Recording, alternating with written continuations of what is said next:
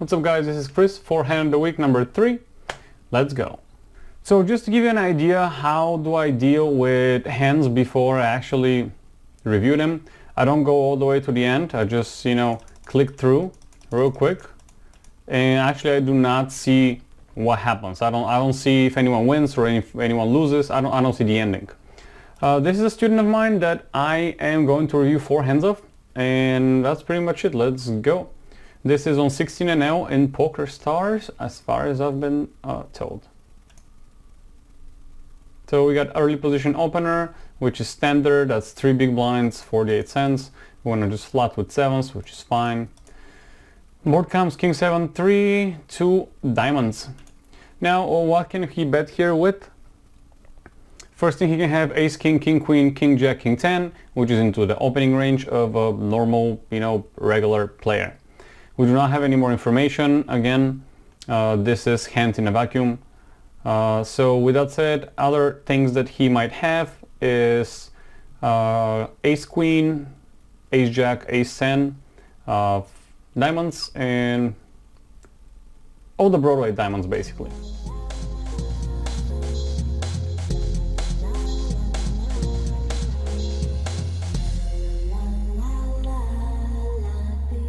Obviously here we're going to add aces. Pocket kings, I don't think he's going to be betting with all the pocket kings that he has into his range. So let's just put, 1. With the other 2, I'm assuming he's going to be checking on this board.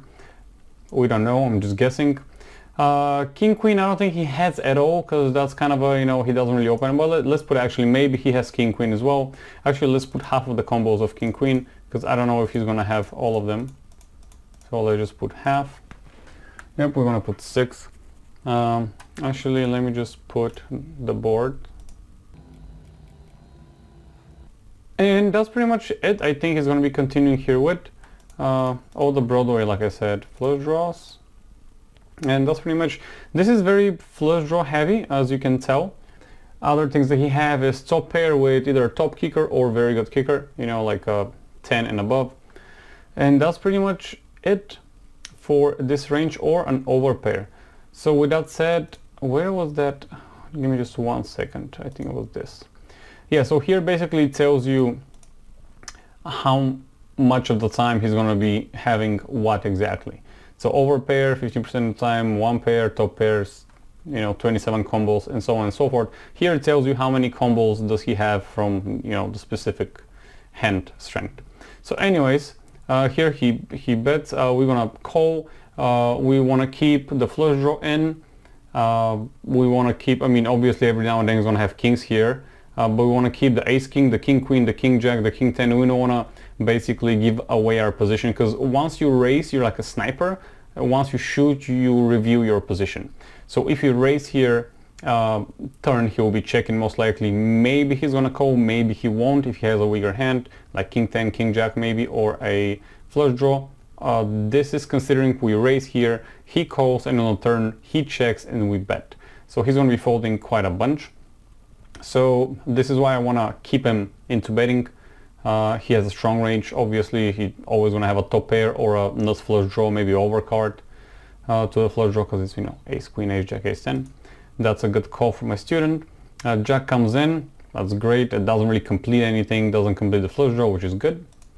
He bets 230. Now here I'm going to be thinking for raising. He's betting 2/3, so that might be indication that he actually has something that is not a flush draw, or it can be a flush draw that he wants you to fold your king. If he has a flush draw, he wants us to fold our king 10 or king 9 or whatever we call it. So it might go either way. Now with that said, I'm looking here to raise to around $5.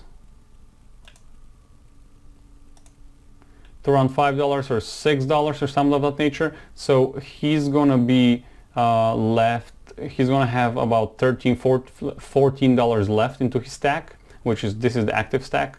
$14 left, and the pot will be 15. So the pot will be 15. He's gonna have 13, so it's gonna be almost 1-to-1 stack to pot ratio. So we can either go all in on the river, or depending on the river we can actually choose what to do.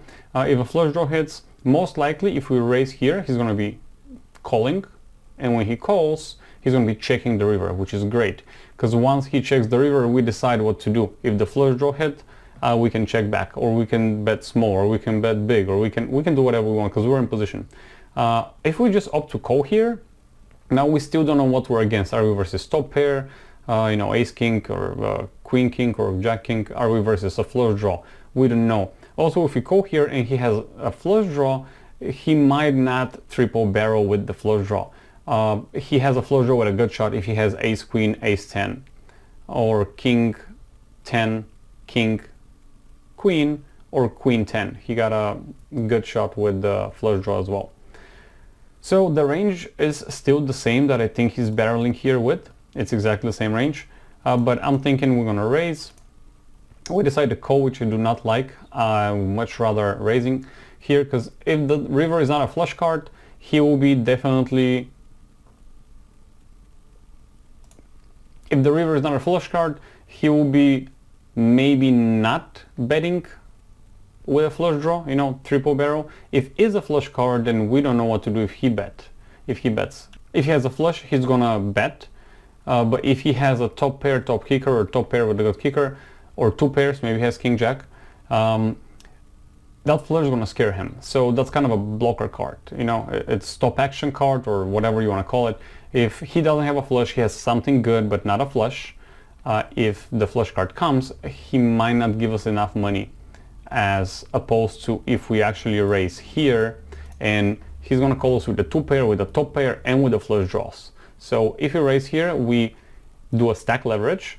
The SPR on the river is gonna be almost 1-to-1, and he's gonna be calling with everything, all the weaker hands and all the stronger hands as well. Let us put just our sevens here just real quick. What is it? All right, and let's see how it is. Okay, so far we lead a lot because he has a lot of flush draws here. Let's put all the kings.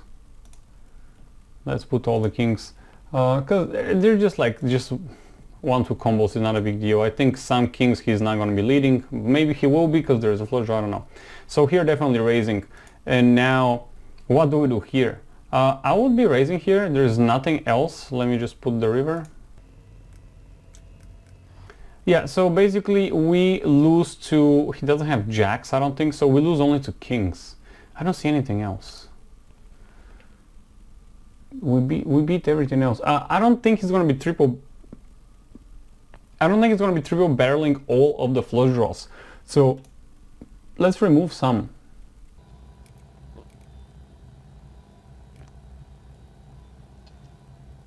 I also think king, queen, I'm not sure if he's going to be barreling here. Let's remove them as well, but leave some of the, let's remove just half of them. All right, so I left ace jack with suited, ace king obviously, king jack's two pairs. So the only thing that is the weakest thing that he kind of bets here is, that doesn't make sense. Ace jack is not a bluff here, so I'll remove it. So he has kings, you know, king ace, king queen, king jack, two pairs, set of kings and aces. So we're crushing it, so I'll definitely be willing to raise here. Yeah, good job. Good job, but let me just show you how good we are on that. I mean, yeah. All right, I mean, he had kings. Obviously he did barrel the kings, and that's fine. I mean, there's nothing wrong with that. My student played the hand well, but not great. I would want to see raise on the turn here, make it $6, or you know, $6.50, whatever. Then he calls, or if he ships, you're gonna call. If he calls, then he checks or release the river. We want to get the money in, but versus the range that he had. Now versus the hand that he has, which is kings, it doesn't matter what you do. But versus the range that we, you know, put in earlier, he's gonna be giving you more money. You're gonna be making more money if you're raising the turn. So I wanted to review all the 5 hands, guys, but due to the editing, the video is more than 20 minutes long if I review all 5 hands, so that will be for today. For week 3, I'm just gonna review that one hand tonight, and then next week I'm gonna release the video with the rest of the hands, because they take about 10 minutes total. The other 4 hands, they're not very, you know, highly intensive. All right, that's all for today, guys. Good luck on the tables. This was Chris Rukov. See ya.